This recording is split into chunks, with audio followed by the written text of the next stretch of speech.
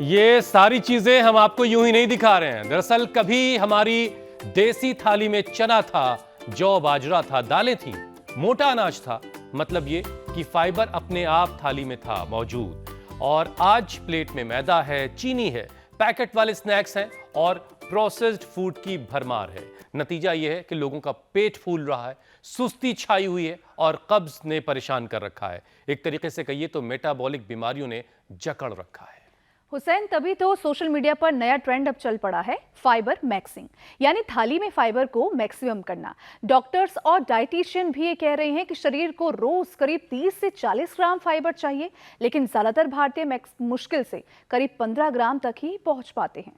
बिल्कुल ईशा, खाने में रेशे वाली चीजें यानी कि फाइबर जो पेट का सबसे अच्छा दोस्त है, वो दो तरह का होता है। पहला सॉल्यूबल फाइबर यानी कि घुलनशील, जो पानी में घुलकर जेल जैसा बनता है। ये पेट को देर तक भरा रखता है और शुगर को अचानक बढ़ने से रोकता है और खराब कोलेस्ट्रॉल को कम करने में मदद करता है। और दूसरा ये होता है कि अघुलनशील फाइबर, इसे पेट की नेचुरल झाड़ आप समझ सकते हैं। ये कब्ज से आपको बचाता है और आंतों को साफ रखने में भी मदद करता है। साबुत अनाज, गेहूं का चोकर और हरी पत्तेदार सब्जियां, फल और छिलके वाली सब्जियां इसमें काम आती हैं। अच्छा देखिए, फाइबर सिर्फ पेट का मामला भर नहीं है, यह दिल की सुरक्षा भी करता है। ब्लॉकेज और हाई कोलेस्ट्रॉल का रिस्क भी घटाता है।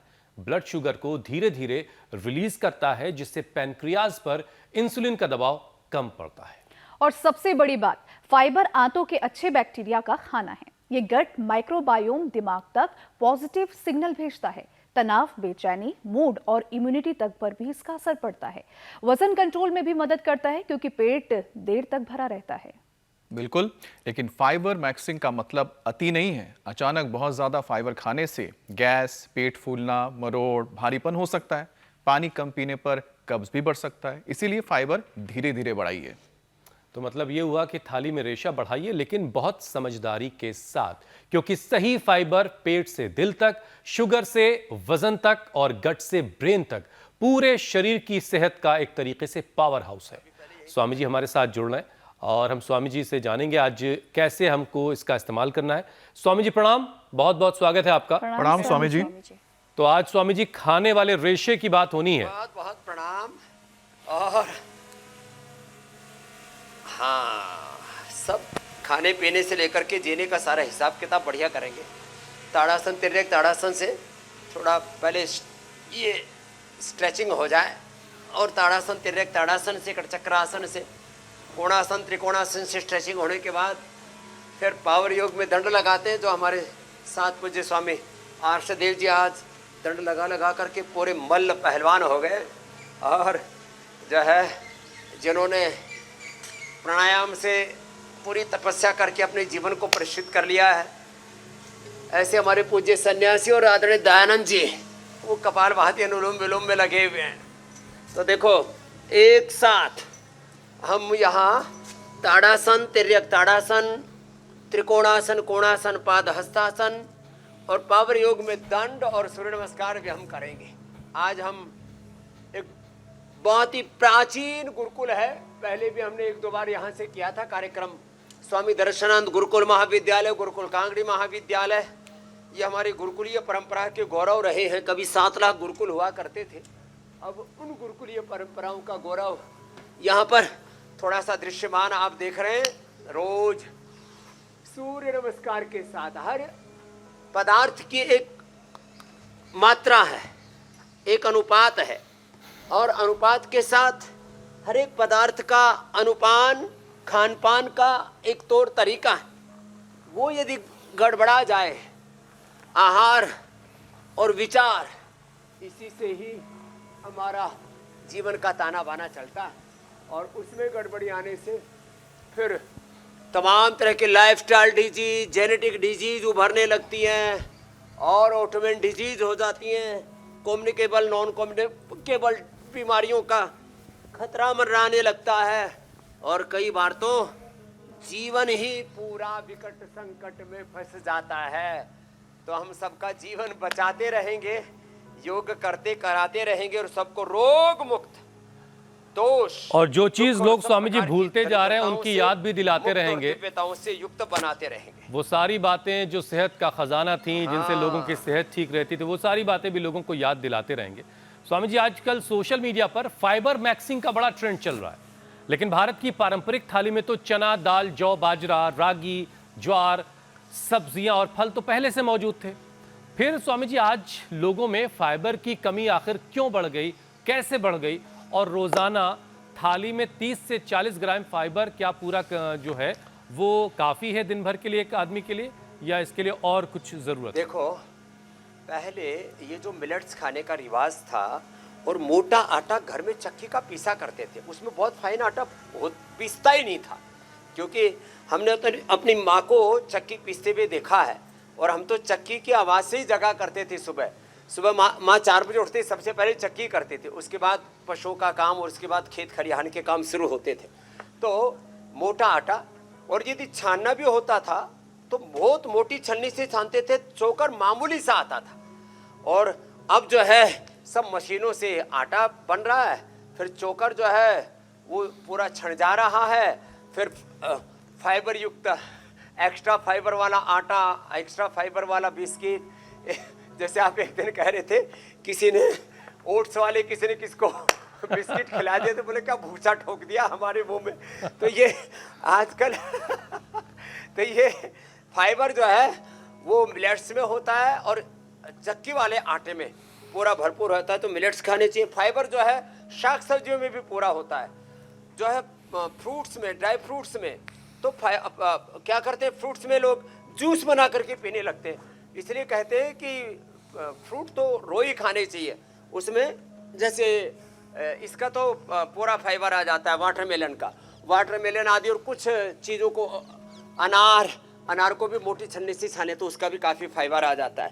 उसको छोड़ करके तो ये पावर योग का एक सेशन, कम से कम 2 बैठक साधारण और हनुमान, और ये 2 दंड जिसको लगातार लगा रहे थे हमारे स्वामी आशदेव जी, ऐसे ये तो फाइबर तो होना ही चाहिए।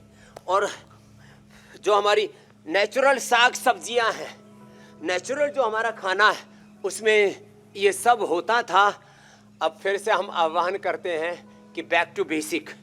महर्षि दयानंद सरस्वती, जिन्होंने स्वामी श्रद्धानंद जी, स्वामी दर्शनानंद जी ने वर्तमान में गुरुकुलीय परंपरा की नींव डाली, उन्होंने तो नारा ही दिया था, back to Vedas, back to Ayurveda, back to nature. अब वापस अपने मूल आहार विचार, अपने मूल जीवन पद्धति की ओर हमें लौटना ही पड़ेगा, और कोई चारा नहीं और है। जरूरी भी है स्वामी जी, उसकी वजह ये है, श्वासों के साथ अधिक न बन पाए तो भुजंगासन ही करो जी महात्मा जी। स्वामी जी ये बड़ा जरूरी हो चला है, क्योंकि आजकल जिससे भी बात करो उसका पेट कुछ ना कुछ गड़बड़ है। लोग शिकायत हर वक्त ये कर रहे होते हैं, भाई खाना खाते ही पेट बिल्कुल ऐसा लगता है कि फूल गया है, बहुत सारी गैस बन रही है, बहुत सारे लोगों को कब्ज की शिकायत है। अब इसकी वजह से क्या है, सारा दिन सुस्ती में उनका गुजर जाता है। अब फाइबर जो है वो पेट का सबसे अच्छा दोस्त कहा जाता है। तो स्वामी जी, जरा पेट को और आंतों को एक्टिव करने वाले जो अभ्यास हैं उनको करवाते हुए जरा ये बताइए कि अमित और दीपिका कुछ सॉल्युबल और नॉन सॉल्युबल फाइबर के बारे में बता रहे थे, ये क्या भला है, जरा ये भी समझाइए लोगों को, घुलनशील और अघुलनशील फाइबर। तो देखो, कुछ चीज़ें वाटर सोल्यूबल होती है, कुछ चीज़ें फैट सोल्यूबल होती है, और कुछ चीज़ें घुलनशील होती हैं, कुछ चीज़ें घुलनशील नहीं भी होती, लेकिन वो फाइबर का काम करती है। जैसे अब अमरूद का बीज है, ये सोल्यूबल फाइबर नहीं है, लेकिन अमरूद का बीज गया तो खुद लुढ़कता हुआ अपने चारों तरफ का जो भी पेट में मल है उसको नीचे लुढ़का देता है। तो जो बीज हैं, जैसे आपने अमरूद के बीज खाए, जैसे आपने ये तुलसी, चिया सीड, वो आपने घोल करके रात को पानी में डाल दिया और घोल दिया और सुबह उसको पी लिया, तो ये थोड़ा सा अंश उसका घुलनशील होता है, बाकी वो बीज ऊपर से नीचे निकलेंगे। लेकिन वो क्या होगा, वो ऐसा होगा जैसे एक को बिल्ली को, ये गए थे हमारे इंडोनेशिया में, क्या था उस बिल्ली का नाम, तो उसको उसके बीज खिलाते हैं ना कॉफ़ी के, और वो कॉफ़ी 5 लाख रुपए किलो बेचते हैं। तो वो बीज जो है वो उस बिल्ली के पोटी में निकल जाते हैं और उसको निकाल करके और फिर उसकी कॉफी बना लेते हैं। ऐसे हमारे महात्मा पहले जो खिलाया करते थे गायों को, और गाय को जो खिला करके उसके गोबर में से उसको धो करके और फिर सुखा करके खा लिया करते थे। हाँ, लुआक जो भी है। तो खैर, तो ऐसे कुछ बीज हैं जो घुलते नहीं है, जैसे मैंने वेजल सीड का बताया, स्वामी जी, जैसे भिंडी मैंने का बीज चिया भी सीड का ऐसे ही जो है बताया, अपने मंजिल तक पहुंच जैसे मैंने जाता है। ये हाँ, वो भी बड़ा अच्छा है। और भिंडी तो कब्ज के लिए, उसको भिंडी के बीज को लेकिन ऐसा है बहुत ज्यादा चबाएं तो चबाया भी जाता है, लेकिन वो साबुत भी रह जाता है, तो वो पेट साफ करने का बढ़िया काम करता है। वैसे मैं बताता हूँ, मैं भिंडी खाता नहीं था, अभी भी भिंडी और बैंगन जो है उससे जो है हमारी प्रीति नहीं हुई है, वैसे बैर है नहीं हमारा किसी से। तो एक बार किसी ने मेरे को बताया कि भाई भिंडी चबा चबा करके खाओ, पेट बढ़िया साफ करता है। वही साफ बढ़िया पेट साफ हो जाता है भिंडी चबा चबा करके खाने से। और हाँ, थोड़ी सी हरी मिर्च, थोड़ी सी लाल मिर्च लो, वो भी पेट बढ़िया साफ हो जाता है उससे भी। तो देखो ये चीज़ें हैं तो बड़ी ज़बरदस्त। और जितने भी फल हैं, और जैसे आपने मिलेट्स, और जो है चबा चबा करके खाना चाहिए धीरे धीरे। जो जल्दी खाते हैं ना, जल्दी खाने से तो देखो गैस बनेगी, कब्ज होगी, पेट में गुड़गुड़ होगा, इरिटेबल बाउल सिंड्रोम, बड़ा सा नाम बोलते हैं फिर लोग, फिर कोलाइटिस, फिर कॉन्स्टिपेशन, फिर पाइल्स फिशर फिस्टुला, फिर जो है एब्डोमेन के अंदर बहुत तरह की प्रॉब्लम्स, फिर गैस फायर होती है नीचे से, ये सब बहुत मामला गड़बड़ रहता है। तो मंडूकासन और योग मुद्रासन, ये दो आसन बड़े अच्छे हैं, इनको लंबा करना चाहिए। और पीछे वाले तो हमारे जो है सन्यासी सोमेदेव जी और महात्मा जी, आप तो मुकुंद देव जी गोमुखासन करो और आप मंडूकासन करो जी। मंडूकासन योग मुद्रासन विरक्त देव जी हमारे यहाँ के गुरुकुल के प्राचार्य हैं। आगे थोड़ी टिक जाए, देखो ऐसे। और कपाल भाती कर रहे हैं हमारे, अनुलोम विलोम कर रहे हैं पीछे स्वामी हमारे मित्र देव जी, कपाल भाती अनुलोम विलोम ऐसे। पवन मुक्तासन करो जी महात्मा जी। देखो बैठ करके मंडूकासन योग मुद्रासन, लेट करके पवन मुक्तासन उत्तान पासासन, लगातार करना है 1-2 मिनट, थोड़ा सा करने से बात ना बनेगी। हमारे दानी जी भी बैठे बैठे कपाल भाती अनुलोम विलोम कर रहे हैं। हमने कहा अब आप जो है थोड़ा सा वजन बढ़ाते हैं, थोड़ा अश्वगंधा शतावर खिलाएंगे और जो है ये मंडूकासन योग मुद्रासन थोड़ा लंबा करवा देते हैं, बड़ा ज़बरदस्त है। मंडूकासन योग मुद्रासन, अर्धमत्स्येंद्रासन, वक्रासन, गोमुखासन बैठ के पाचन के लिए अप्रतिम है। खाली पेट लेवोग्रिड खाने के बाद, लेवामृत या खाने के बाद कुमारियासव सामान्य रूप से पाचन के लिए, द्राक्षासव बड़ी अच्छी भूख भी लगेगी, नींद भी बड़ी अच्छी आएगी। और लोहासव खून की कमी के लिए, अभयारिष्ट जिनको कब्ज है, कुर्जारिष्ट जिनको कोलाइटिस है। और सामान्य रूप से तो हम जामुन का विनेगर डायबिटीज वालों को, एप्पल का या चुकंदर का विनेगर स्वस्थ व्यक्ति को, और नहीं तो छाछ में लवण भास्कर हिंगास्टिक मिला करके खिला देते हैं। और अचार में हम 2 अचारों को सबसे अधिक प्रश्रय देते हैं जो पूरे देश में मिल जाते हैं, एक तो नींबू का अचार और एक आंवले का अचार। पूरे देश में लोग अब बनाने लग गए, हमने लोगों को बता दिया। राजस्थान में तो कैर सांगरी बोलते हैं ना, टीट का कैर का अचार, ओहो वो पेट के लिए बड़ा अच्छा होता है। तो अचार भी हेल्दी खाएं और आचार विचार दोनों ही अच्छे रखें। तो ये अर्धमत्स्येंद्रासन, वक्रासन, गोमुखासन, खाने के बाद वज्रासन में बैठे, थोड़ी पिंडली दबा लिया करें, या खाने के बाद वज्रासन में बैठे। हाँ, गर्दन सीधे रखो महात्मा जी, विरक्त देव जी, ऐसे। तो लंबा अभ्यास करने से पहले ही दिन से पेट की गुड़गुड़ बंद। पेट में बड़ा घोटाला रहता है, आजकल घोटालों की बड़ी चर्चा है। चंदा चोरी में घोटाला हो गया जी। अच्छा, एक ही घोटाले की बात कर रहे हैं, पूरे देश में करीब करीब 10-11 लाख मंदिर हैं, उसमें 1 लाख से ज्यादा मंदिरों पर तो सरकारी नियंत्रण है, गवर्नमेंट ने अधिग्रहण कर रखे, उनमें भी घोटाला चल रहा है और भी घोटाले चल रहे हैं। जो बाहर घोटाले हैं उनसे बचाना, अपने तीर्थों के तीर्थत्व की, अपने देवस्थानों के देवत्व की रक्षा करना, लेकिन भाई अपनी भी तो रक्षा करो, आत्म सुरक्षा भी करना। तो सब घोटाले, जो योग करेगा, कर्म योग करेगा, प्रामाणिकता से पवित्रता से जीवन जिएगा, ना तो भीतर घोटाला करेगा न भीतर घोटाला होगा न बाहर घोटाला होगा। ये है योग की महिमा।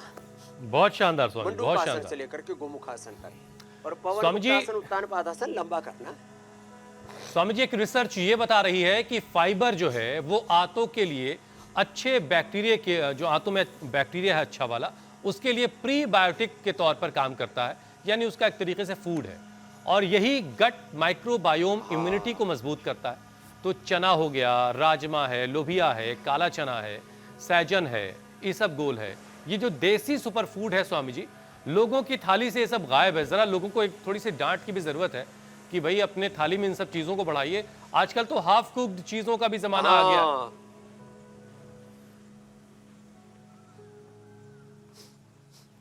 देखो एक तो ने प्री जो है बैक्टीरिया, प्रो बैक्टीरिया, माने जो 2 किलो के करीब अच्छे बैक्टीरिया, हेल्दी बैक्टीरिया, अच्छे हमारे मित्र जीव, सूक्ष्म जीव, मित्र सूक्ष्म जीव पेट में रहते हैं 2 किलो के, वो ही हमारे गट बैक्टीरिया, गट हेल्थ और पूरा पेल्विक हेल्थ, मंडूकासन से लेकर के, ये तो अभी हम बता रहे थे ना, बैठ के तो मंडूकासन से लेकर गोमुखासन तक, और लेट करके पवन मुक्तासन, उत्तान पादासन, जो अभी हमारे लगातार कर रहे हैं स्वामी जी। और आप अब सेतु बंद करो जी महात्मा जी, ये भी बड़ा अच्छा है पेट के लिए।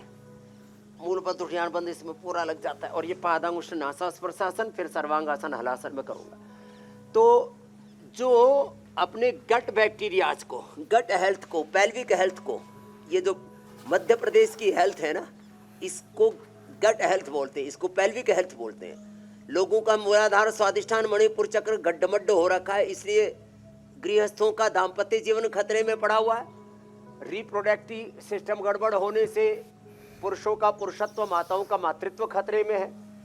माताओं बहनों को यूरिन लीकेज और बहुत तरह की यूरिन की प्रॉब्लम्स, बार बार शुशु जाना, और फिर पुरुषों को प्रोस्टेट आदि की प्रॉब्लम होना, यूटी आदि की प्रॉब्लम होना, और पाचन की गैस, कब्ज, एसिडिटी, पायस, फिसर, फिस्टूला, तमाम तरह का अपचन और खाया पिया हजम नहीं होता। किसी को पानी भी घी की तरह लगता है और किसी का घी भी पानी की तरह बह जाता है, कुछ लगता ही नहीं है शरीर के अंदर। तो ये सब मामला जो गड्ढमड्ढ हो रखा है, उसको ठीक करने के लिए एक तरफ तो ये आसन करें, दूसरी तरफ भूमि आंवला, पुनर्वा, मकोई, शोनाक, व्हीट ग्रास, एलोवेरा आदि का जूस पी ले।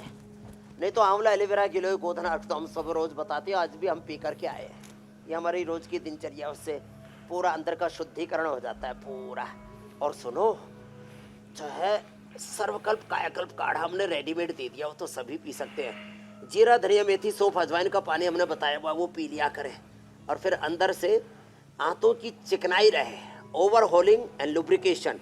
ओवरहोलिंग के लिए तो ये जो फाइबर आदि आपने बताया, आंवला, एलोवेरा, गिलोय, गोधन, अर्क आदि। और लुब्रिकेशन के लिए सुबह खाली पेट 1 चम्मच गाय का घी या नारियल का तेल या तिल का तेल, बादाम, रोगन आदि, ये हम बताते हैं। बड़ा अप्रतिम उसका प्रभाव है। तो पवन मुक्तासन, उत्तान पादासन, पादांगुष्ठ नासा स्पर्शासन, सेतुबंध, सर्वांग हलासन, और वह जिनसे बन पाए उनसे तो हम शीर्षासन भी करा देते हैं। अब ये अभ्यास जिसने कर लिए हो, आज लगता है राम जी गरज रहे, अभी बरसेंगे भी, लेकिन मौसम बड़ा सुहाना है और ये जगह बड़ी पवित्र है। बहुत बड़ा तप किया हमारे पुरखों ने यहाँ। पूज्य स्वामी दर्शनानंद जी ने, पूज्य स्वामी श्रद्धानंद जी ने, इसलिए ये गुरुकुलीय परंपरा के 2 श्रेष्ठ प्रतिमान, स्वामी दर्शन गुरुकुल महाविद्यालय और गुरुकुल कांगड़ी, उसी के परिसर से आज हम ये योगाभ्यास का सत्र ले रहे हैं और लोगों को अपनी जो प्राचीन परंपरा है खाने पीने की, जीने की, उससे रोज अवगत कराते हैं। चलो एक आसन लंबा करने के लिए बोला, मंडूक आसन तो हो गया महात्मा जी, उठो स्वामी उठो। जी देखिए, हाँ, नहीं तो लोग सोचेंगे कहीं महात्मा चिपक तो नहीं गए, तो लंबा करना। आजकल के ज़माने में प्रोसेस्ड भाती फूड हो गया, मैदा, चीनी और पैकेट वाले स्नैक्स का बहुत ज़्यादा लोग इस्तेमाल कर रहे हैं। अब इसकी वजह से शरीर में टॉक्सिन हाँ, और इसको फैट, तो बाइकाट बहिष्कार करना पड़ेगा। जी, लेकिन स्वामी जी इसकी वजह से शरीर में फैट बढ़ रहा है, टॉक्सिन बढ़ रहा है। अब फाइबर की अच्छी बात यह है कि वो इन सारी चीज़ों की सफाई करता है और सफाई में मदद भी करता है। तो स्वामी जी इससे मेटाबॉलिक जो हेल्थ है वो भी बेहतर होती है। तो लीवर को स्वामी जी हल्का रखने के लिए, फैटी लीवर से बचने और नेचुरल डिटॉक्स के लिए कौन से आसन किए जाने चाहिए और खास तौर से लीवर के एतबार से थाली में क्या ऐड करने की जरूरत है?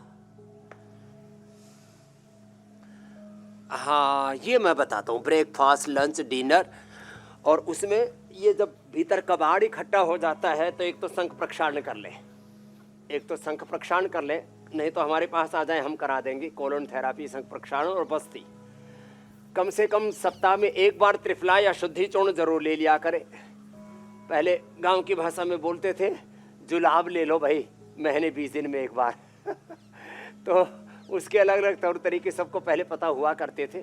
आजकल तो लोग आड़ कबाड़ बहुत खा रहे और सब गंदगी भीतर जमा कर ले रहे, बीपी बढ़ा रहे, शुगर बढ़ा रहे, कोलेस्ट्रॉल बढ़ा रहे, वेट बढ़ा रहे, स्ट्रेस बढ़ा रहे, बहुत तरह की गंदगी बढ़ी जा रही है। तो अर्धलासन, पाद वृत्तासन, द्विचक्रिकासन, आज ये अभ्यास, ये आड़ कबाड़ जिनका बढ़ गया है, कोलेस्ट्रॉल बढ़ गया है, वेट बढ़ गया है, बीपी शुगर आदि बढ़ गया है, ये 3 अभ्यास तो सब रोज कर लिया करें। जो दोनों से न कर सके एक एक से कर लें ऐसे। हाँ, तो ये ऐसे और बैठ करके चलो जी चक्की आसन करो जी महात्मा जी। ये तो चक्की आसन कर रहे हैं हमारे महात्मा आर्षदेव जी और हम कर रहे हैं स्थित कोण आसन, ऐसे लंबा कर लें। तो ब्रेकफास्ट में तो लोगों को ना, मैं तो सलाह दूंगा जो स्वस्थ हेल्दी लोग हैं उनको, और जिनकी उम्र थोड़ी ठीक ठाक हो गई है उनको फ्रूट्स, अंकुरित, यही लेना चाहिए। और बच्चों को आप ओट्स का दलिया, गेहूं का दलिया, या अब आपके बच्चे बहुत पुरुषार्थ करते हैं तो आप उनको सर्दियों में गोंद के लड्डू और गर्मियों में आप उनको बढ़िया लस्सी, और उसके साथ अब जैसे अब आजकल आम आ रहा है, आम यहाँ पर भी जो पेड़ देख रहे हो 150, 200 साल पुराने देसी आम भी हैं, दशहरी भी हैं, और भी लगड़ा चौसा आदि भी हैं। तो आम और दूध दे दिया करें।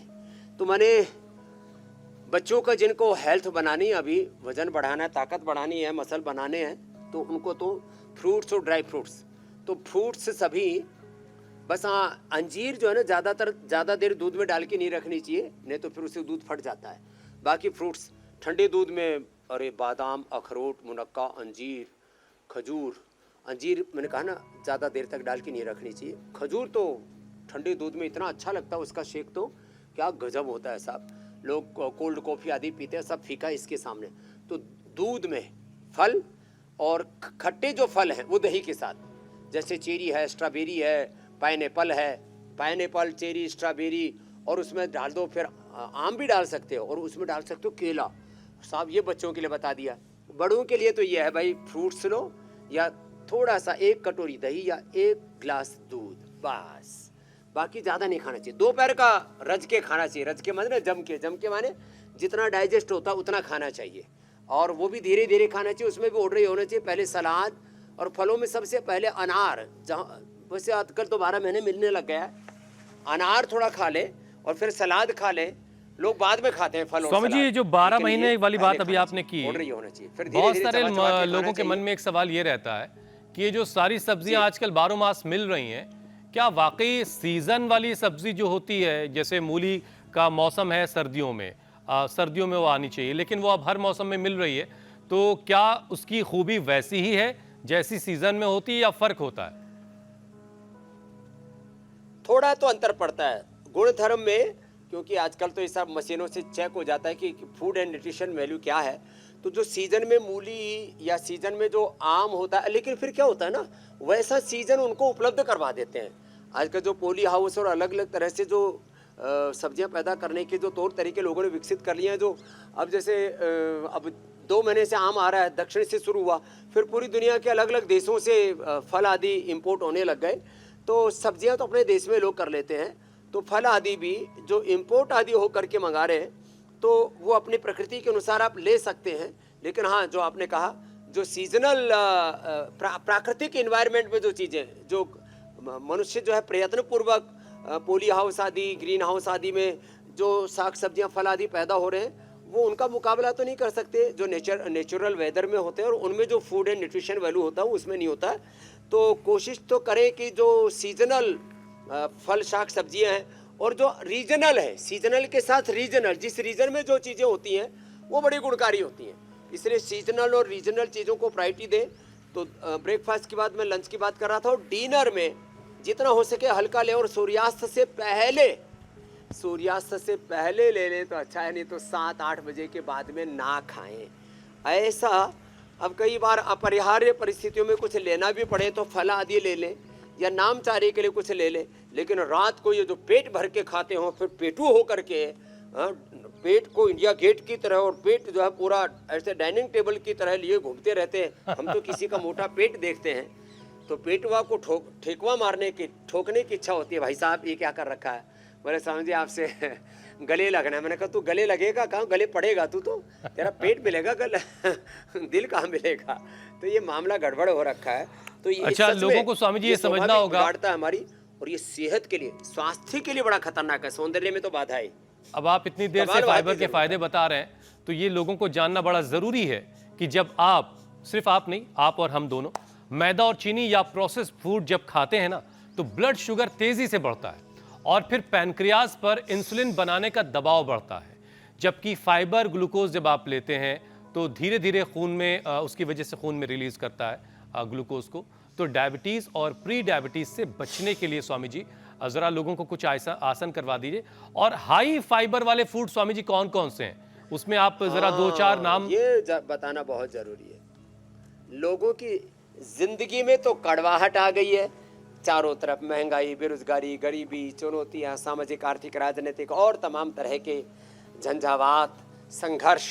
We are facing the different problems, crisis and challenges in our life. ये सब मामला गड़बड़ हो रहा है। तो बाहर से कड़वाहट आ गई और भीतर से मिठास, अब दोनों तरफ से मार रही है। ये भीतर की मधुमेह की मिठास और बाहर की रिश्तों की कड़वाहट, जिंदगी के कड़वे अनुभव। चलो महात्मा जी फिर से मंडूकासन, योग मुद्रासन, ये बड़ा जबरदस्त हम कर रहे हैं। आप पवन मुक्तासन दोबारा करो। तो पवन मुक्तासन और मंडूकासन 2 भी कर लें, और मधुनाशिनी, मधुग्रिट, ये 2 गोली खीरा, करेला, टमाटर का जूस उसके साथ ले लेना। फिर शुगर के पेशेंट, डायबिटीज के पेशेंट नॉन डायबिटिक हो जाते हैं। ये अनुभव है हमारा पिछला 50 सालों का साहब। हाँ, लास्ट 50 years से I am doing yoga continuously. I am teaching yoga from last 35 years and this is our experience. We have evidences कि जिसने भी हमारी बात मानी, मंडूकासन, पवन मुक्तासन कर लिया, खीरा, करेला, टमाटर का जूस पी लिया, मधुनाशिनी, मधुगिट खा ली, वो डायबिटीज से नॉन डायबिटिक हो गया। एकदम पक्की बात। लो, और डायबिटीज के कारण से रेटिनोपैथी, नेफ्रोपैथी, न्यूरोपैथी, गैंग्रीन, शरीर में कमजोरी, दीमक की तरह खा जाता है ये डायबिटीज शरीर को। तो उसके लिए आंखों के लिए आई ग्रिड, कान के लिए एयर ग्रिड, और ब्रेन नर्वस सिस्टम के लिए न्यूरोग्रिड, इम्यूनोग्रिड, किडनी के लिए रीनोग्रिड, लिवर के लिए लिवोग्रिड, और जो है पवन मुक्तासन, मंडूकासन आदि के साथ साथ थोड़ा ये भी ध्यान रखिए चीनी आदि ना खाएं। लोग जो है बहुत मीठा गड़कते रहते हैं, वो ठीक नहीं है। तो आपको मीठा भी खाना है तो आधा आम खाइए, और शुगर कंट्रोल में है तो 1 से ज़्यादा आम मत खाइए। अब एक हमारे मित्र थे, अब तो चले गए इसलिए नाम लेना ठीक नहीं। एक दिन हमारे साथ खेत में चले गए, शुगर हो रखा, और भाई साहब ने 2 किलो आम रगड़ दिए और ऊपर से बोला आम की गर्मी मारने के लिए जामुन खाना भी जरूरी है, तो आधा किलो जामुन रगड़ दिया। फिर थोड़ी देर बाद बोले अब थोड़ा तो लस्सी होनी चाहिए, हाँ, या ठंडा दूध होना चाहिए। तो 5 किलो राशन पाट दिया और शुगर की बीमारी हो रखी, फिर मर गए बेचारे। तो ये मामला गड़बड़ है। तो डायबिटीज वालों को नेचुरल शुगर भी, हम चीनी तो मना करते ही हैं, खजूर, मुनक्का, अंजीर, चीकू, केला, चीकू तो बहुत ही ज़्यादा मीठा होता है, केला या आम आदि थोड़ा खाना चाहिए। हम सेव, चीकू, केला आदि सब खिलाते हैं, आम थोड़ा खिलाते हैं। और फिर भी डायबिटीज से नॉन डायबिटिक करते हैं मंडूकासन, योगा मुद्रासन। और बीपी बढ़ जाए तो मुक्तावटी लौकी के जूस के साथ दे देते हैं। कोलेस्ट्रॉल बढ़ जाए तो लिपिडोम या लहसुन का या अर्जुन की छाल, दालचीनी का प्रयोग करा देते हैं। और थायराइड के लिए तो थायरोग्रिड दे देते हैं, उज्जाई, सिंहासन, और ये पॉइंट भी दबा देते हैं। ये पॉइंट थायराइड के लिए, और ये पॉइंट बाएं हाथ में यहाँ शुगर के लिए, रिंग फिंगर के टॉप पर ये बीपी के लिए, और यहाँ ये स्ट्रेस के लिए सारे अंगूठे से लेकर के पीछे pineal gland brain. Swami ji देखिए आजकल तो आम की बहार है, ये हाथ में भी और सेम पैर। तो जरा ये बताइए कि आम जो है वो हाई फाइबर की लिस्ट में किस नंबर पे आता है और टॉप पर कौन है? सबसे ज्यादा हाई फाइबर किस में होता है, किस फूड में? सबसे ज्यादा हाई फाइबर होता है चोसे में। चोसा में चूस के भी खाने का अलग आनंद है और उसमें फाइबर अच्छा होता है।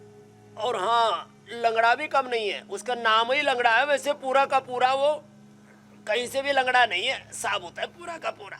हाँ, तो लंगड़ा में भी अच्छा फाइबर होता है, चोसे में भी। दशहरी में थोड़ा अपेक्षाकृत फाइबर कम होता है, उसमें रस ज्यादा होता है। और साहब देसी आम में तो फाइबर भी भरमार और रस की भी भरमार और हाजमेदार। हमने तो देखो भाई, मतलब थोड़ा लोगों को मजाक लगेगा, दयानंद जी 5-5 किलो आम खा रखे देसी आम। हाँ, एक ठाकुर साहब चंद्रपाल जी एक सहारनपुर के थे, तो हमको आम के सीजन में बुला लिया करते, स्वामी जी आम तैयार हो गए आ जाओ, और पेड़ों के नीचे बैठ जाते, ऊपर से टपका आम और धो करके फिर उस दिन और कुछ नहीं खाना, लेकिन ना दाल रोटी सब्जी। अच्छा, देसी आम की स्वामी जी खूबी एक ये भी है, और वो टपका आम तो देखो कि बाल्टी में वो भीगे हुए हैं और जितने आम आप उठाइए सबका जायका बिल्कुल अलग है। फाइबर कम होता है, रस ज्यादा होता है। हाँ हाँ, ये एकदम बात ठीक कही, आपका भी पूरा एक्सपीरियंस है हमारी तरह से। यहाँ भी बहुत अच्छे आम है देसी, महात्माओं ने भेजे हमको, तो उधर भी लगे हुए थोड़े से बड़े गजब के आम है साहब। ये तो एक आम जो है 500 रुपए का भी मिले तो सस्ता है, लेकिन देसी आम सस्ता बिकता है, और ये लंगड़ा चौसा दशहरी महंगा बिकता है। लोगों के दिमाग खराब है। स्वामी जी, अब ये आम की भी सुध लेनी पड़ेगी हमको, देसी आम की, लौकी तो रही के बाद। स्वामी जी आप तो 5 किलो आम अकेले ही खा सकते हैं, लेकिन जो आम लोग हैं वो एक दिन में कितना आम खाना चाहिए उनको? खा सकते हैं तो कह सकते हैं बहुत खा सकते हैं, लेकिन कितना खाना अरे चाहिए? 100 ग्राम बहुत हो गया साहब अमित जी। जी कभी तो कोई एक गलत आम ही आपको काफी है मान स्वामी लिया, जी इस आपने हिसाब से। टोक दिया। 100 ग्राम एक दो आम काफी है। हाँ, बच्चों को कोई दिक्कत नहीं है, वो ज्यादा भी खाएं तो कोई दिक्कत नहीं है, लेकिन उनसे फिर पतंजलि के बच्चे जैसे यहाँ मेहनत करते हैं, दौड़ लगवाते हैं, दंड बैठक लगाते हैं। अब 100 बार तो दंड ये लगा रहते हैं, महात्माओं लगाओ, हाँ उल्टे लेट जाओ, वापस 100 बार तो शुरू करके 500 बार तक रुकते हैं हम। हाँ, ये हमारा रोज का कार्यक्रम है। एक हमारे ईश देव जी बड़े पतले गुरुकुल के आचार्य जैसे नहीं लगते थे, उनसे लोग आके पूछते थे यहाँ आचार्य कौन है? बोले है तू मैं। बोले तू लगता तो है नहीं, तो बोले समझ में आचार्य नहीं लगता। तो मैंने कहा बेटा कोई नहीं, 500 दंड लगा और 5-5 किलो राशन पाट। तो पहले वो 1-2 रोटी खा लेता था, तो फिर 1 किलो तो दूध पिलाना शुरू किया, 5-10 रोटी खिलानी शुरू की, 1-1 दर्जन केला खिलाना शुरू कर दिया, 1-1 किलो आम खिलाया, और सीधा टपक गया 75 से 80 किलो पर। मेरे से भी भारी होगा। मैंने कहा बेटे अब रुक जा, नहीं तो 1 क्विंटल हो जाएगा हमारे अमित की तरह। तो 5 किलो आम वाले मामले में आप जरा संभल कर रही है, आपको सिर्फ 1-2 आम ही खाने, वरना आम से खास यानी किसी खास कैटेगरी में जाने में देर नहीं लगेगी, और उसको पचाने का भी इंतजाम बहरहाल करिए। बहरहाल स्वामी जी देखिए, सल्यूबल फाइबर जो है वो पाचन तंत्र का स्पंज कहा जाता है, जो खराब कोलेस्ट्रॉल को शरीर से बाहर निकालने में काफ़ी मदद करता है, और इसकी वजह से blockage, high BP, heart attack और स्ट्रोक का खतरा भी कम हो सकता है। तो स्वामी जी ज़रा दिल की सुरक्षा के लिए फाइबर कैसे काम करता है ये लोगों को समझाइए, उसकी अहमियत को बताइए, और फाइबर और योग का कॉम्बिनेशन दिल के लिए क्या बेहतर है? फाइबर अच्छा रहेगा, पाचन अच्छा रहेगा, पाचन अच्छा रहेगा, मेटाबॉलिज्म अच्छा रहेगा, मेटाबॉलिज्म अच्छा रहेगा, कोलेस्ट्रॉल नहीं बढ़ेगा, कोलेस्ट्रॉल नहीं बढ़ेगा, ब्रेन स्ट्रोक, हार्ट अटैक नहीं होगा, और टोटल हेल्थ। पाचन तंत्र से तो चलो अब गोमुखासन करो महात्माओं। हाँ चल लो भाई, तो ये 100, 200, 500 बार कर लेना ये। फिर गोमुखासन, ये हार्ट के लिए बड़ा अच्छा है। तो गोमुखासन तो हमारे पूज्य सन्यासी कर रहे हैं। ऐसे गोमुखासन करें, जिनसे इतना भी ना हो तो ये करें, और जो है फिर कपाल भाती या अनुलोम विलोम करें। अर्जुन की चाल दालचीनी का काढ़ा बना करके पिए। खाली पेट कार्बोहाइड्रेट खाने के बाद हृदयामृत लें, और जरा सुबह सुबह तेज चला करें जो बड़े बुजुर्ग हैं। और भाई जिनकी उम्र अभी 60-70 साल तक की है, वो दौड़ा करें, रनिंग किया करें। कहाँ ब्रेन स्ट्रोक, कहाँ हार्ट अटैक साहब। ऐसे शरीर को पूरा साध के रखो। लोग पता नहीं कहाँ कैसे आड़ कबाड़ इकट्ठा कर लेते हैं। जो योग करते हैं ना, उनके शरीर में कोई 1 ग्राम भी वजन ज़्यादा नहीं बढ़ सकता। अब मेरे से दयानंद जी तो यही पूछते रहते हैं, स्वामी जी वजन बढ़ाने के तरीके बताओ।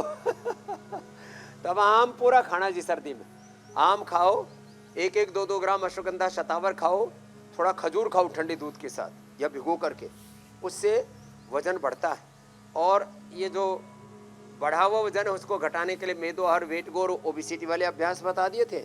ये गोमुखासन जो है और कपालभाति, अनुलोम विलोम, और सुबह सुबह जो खूब भ्रमण करो और खूब दौड़ लगाओ, स्विमिंग करो। हमारे यहाँ सामने गंगा जी है, गुरुकुल के सामने, हम तो गंगा जी में किलोमीटर तक की जो है पूरी तैराकी किया करते थे।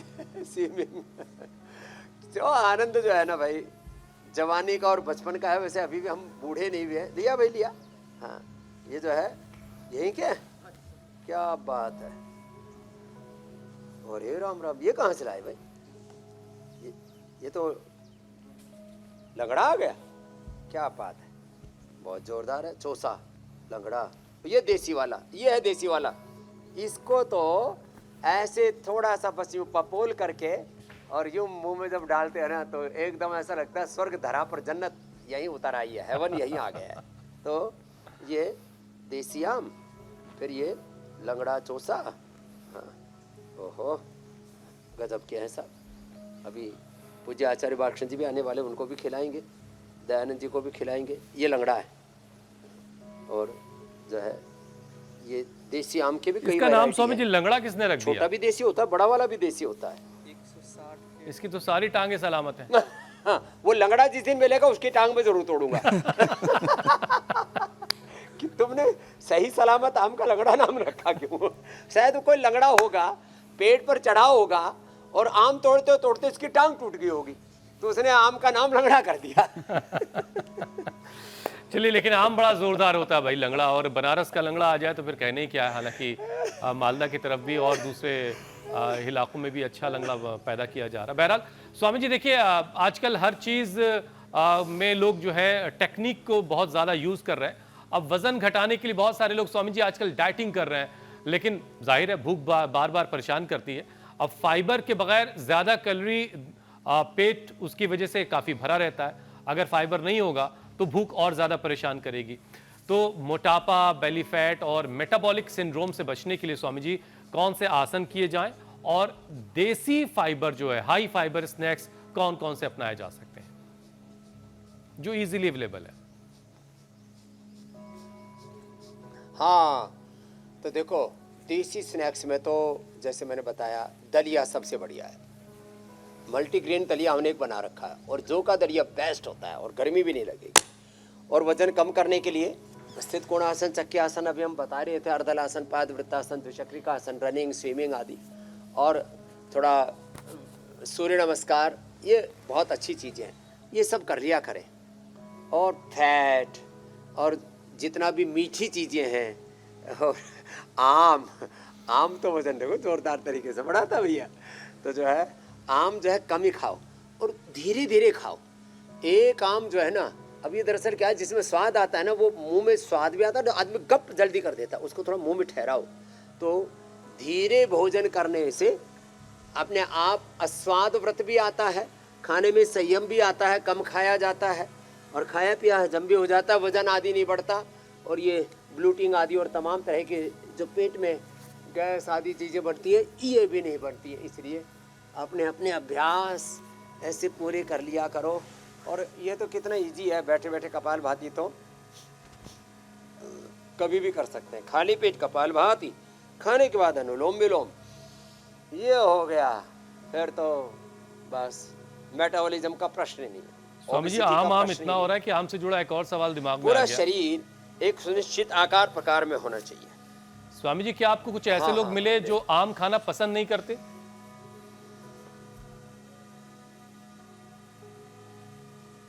आज तक एक भी नहीं मिला। ये तो आपने गजब प्रश्न पूछा। अच्छा, पता नहीं क्या चक्कर है, आम से किसी को एलर्जी भी नहीं मिली आज तक मेरे को।